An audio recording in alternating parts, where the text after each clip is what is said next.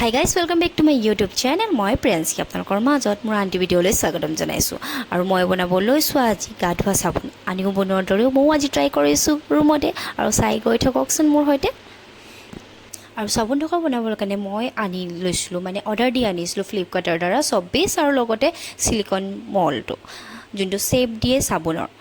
আৰু লগতে মই এতিয়া কাটি লৈছোঁ ধুনীয়াকৈ টুকুৰা কৰি, বহুত ধুনীয়াকৈ।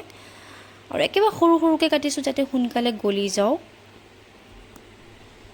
লগতে মই আনি লৈছোঁ নিমপাত, কেঁচা নিমপাত।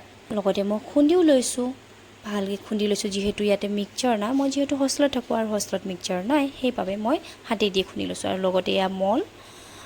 এতিয়া আমি গেছত পাতি লৈছোঁ চচ এটাত, মানে গৰম পানীটো উতলিব দি মই দিছোঁ বাতি এটাত আমি কাটি থোৱা চপিচটো। আৰু চপিচটো গলিবলৈ কাৰণে আমি বাট চাই আছোঁ। এতিয়া দিছোঁ খুন্দি থোৱা মই নিমৰ ৰসটো ভালকৈ চামুচ এডাল দি ভালকৈ মই মিলাই ল'লোঁ। আৰু লগতে মল পাতি থোৱা আছে, মলতে মই এতিয়া ঢালি দিছোঁ। মই আপোনালোকক বহুত কম সময়ৰ ভিতৰতে কেনেকৈ চাবোনটো বনাই মই তাকে দেখুৱাবলৈ আপোনালোকক চেষ্টা কৰিছিলোঁ।